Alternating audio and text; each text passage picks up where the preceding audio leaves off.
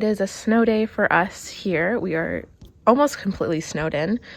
Like, you can see the grass is supposed to be there, and that's how much snow, and it's not stopping for another couple hours. So I am going to keep myself busy and bake a cake.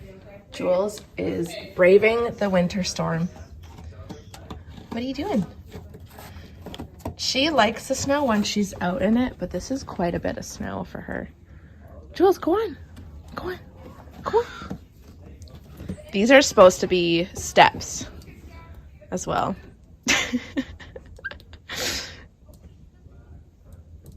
Oh my goodness. Well, are you having fun? Are you having fun? She's just covered in snow. And when she comes in, it just all sticks to her, and then she shakes it and it goes everywhere. Super fun. So I'm about to make a cake. I have the recipe pulled up on my laptop. It's actually my aunt's recipe. She makes it every time for her kids, and I had it for the first time last night or the night before, and it's so good. It's basically a custard cake with chocolate melted over top. It's delicious. And I'm actually currently watching a show. I'm watching a show called Partner Track. It's about this lawyer in New York, and I don't know, it's like kind of interesting. It kind of has that spin of like Hallmarky kind of vibe to it. It's like, okay, it's a good background show, but I'm currently watching my dogs play around in the snow outside. They're so cute. But I have everything that I need. Another thing that's really big on this recipe is you need to have custard powder. So if you don't have this, you can't really make the cake or the filling. So make sure you have this. And that's like, I would say like the only special ingredient. Yeah. So I just add the flour to the bowl because you add all the dry ingredients here, and then you're supposed to put it in a food processor, but I'm gonna use a handheld beater because I don't feel like pulling out my food processor right now. So I'm gonna add all the dry ingredients and then add the milk last. I have put the custard powder and the baking powder in the bowl, and now I'm gonna add the butter and eggs. It actually needs 4 eggs, so this recipe kind of needs a lot of eggs if you're wanting to make this. But it's called the birthday custard sponge. So it's like a sponge cake with custard in it with melted chocolate over. It's a good one for people that don't love like really, really, really sweet, like chocolatey icing, I would say. But I'm softening the butter in the microwave. So I added the sugar and I'm beating it right now, and this is what it looks like so far. I still have to add all the eggs, and then the milk is the last step. But this show that I'm watching, you guys, is not that good. Let me know if you've seen it, but it's like a new series, but I don't know, I don't really like it too much. Can anyone relate with their baking soda? Like, I would say at least 1 out of each box we buy from Costco has a hole in it. So it's sitting in this container because it's quite a big hole actually on the side here, and it just pours out all the baking soda. But we buy them all together from Costco, and you get like 6, I think, of them, and there's at least 1 of them that's broken or like has a hole somewhere in it. But seeing my aunt do, and it asks for the pans to be lined, is to get parchment paper and just line this part of the pan. I've never done that before. I normally just like butter the pan or whatever, but I'm gonna do that because I think that's a good way for the cake not to stick on the pan.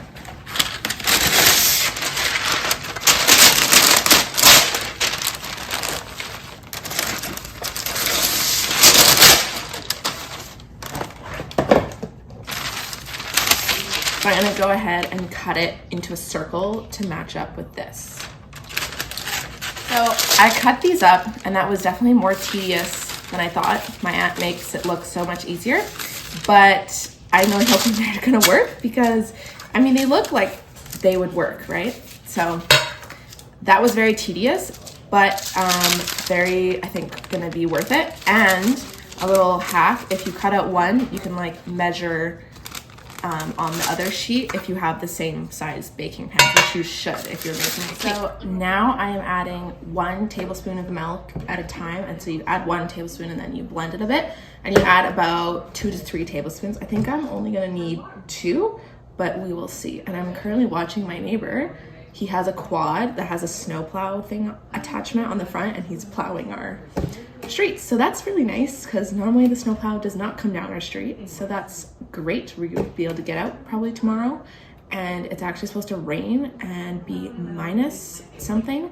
So that means the snow will not be fluffy for long. It'll be turned to like a sheet of ice basically. So I'm glad that he's, maybe I'll get a clip of him doing it, but I'm glad he's snowplowing. So I'm using my cake batter spatula. It has like sprinkles over it. It's super cute. And you kind of want it to be like this consistency. It says like a smooth dropping consistency. So that's what I made. And I ended up putting 3 tablespoons of milk. So, but definitely just assess how your cake batter is and see like how much milk you need, because you don't want to make it too watery and you don't want to make it too like thick either. So I'm going to put these into our pans that we greased and put the parchment paper in, and then throw them in the oven and then start making the custard. So I put them in, and since it's not like a liquidy kind of cake, I had to spread it. So I spread them all around the pan, and you just want to make sure it's even, so you get an even cake if you're looking to make this really, really pretty. But just spread it around, make it look nice, and then pop it in the oven. I'm also just listening to this show, and there's a character named Savannah. She's the flight attendant on the private jet. So very interesting. I don't hear that name a lot on shows and stuff, so it's interesting when I do hear my name on shows.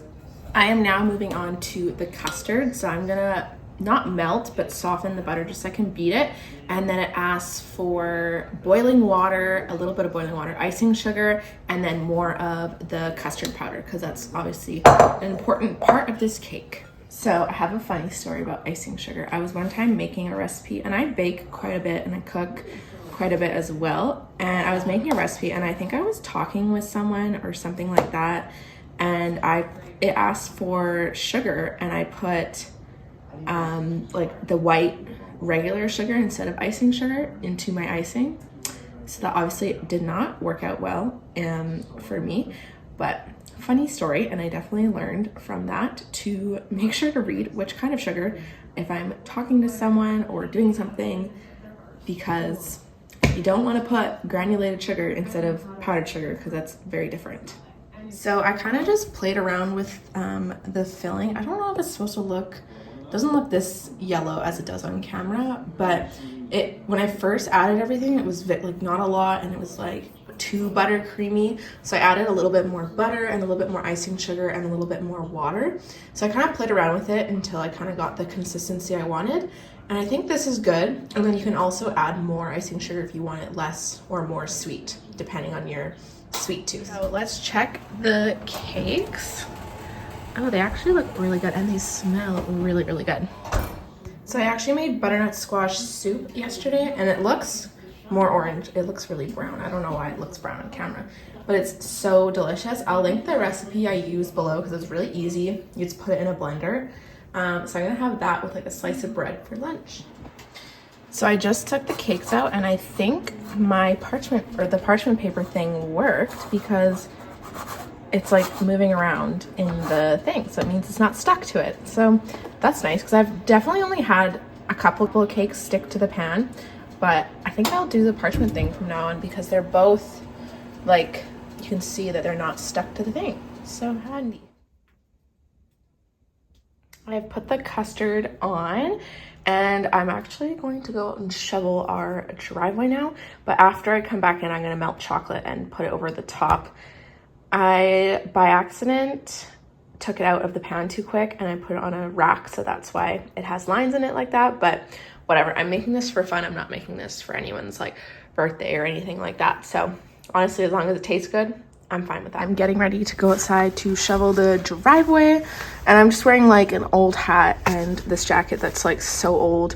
I honestly never wear it out because it's got it so many years ago, and it doesn't really fit that well, but it's like the most water repellent jacket I own. So wish me luck. It is still dumping snow, and I think there's about 10 inches.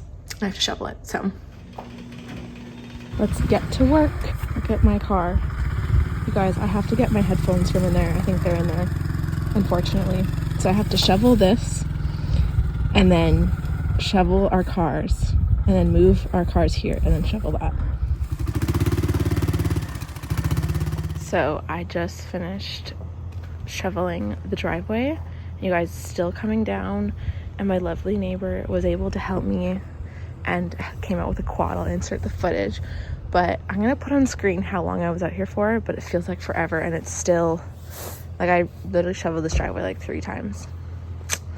So, but now it's good. So I just put the chocolate glaze on top, and I'm letting it sit outside to harden.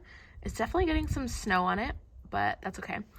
But yeah, it worked out actually really well. It looks really, really good. That is the end of my snow day vlog, you guys. I hope you guys enjoy. My cake is sitting there just waiting to be eaten. I'm gonna give a couple of slices to my neighbors that helped us plow our driveway.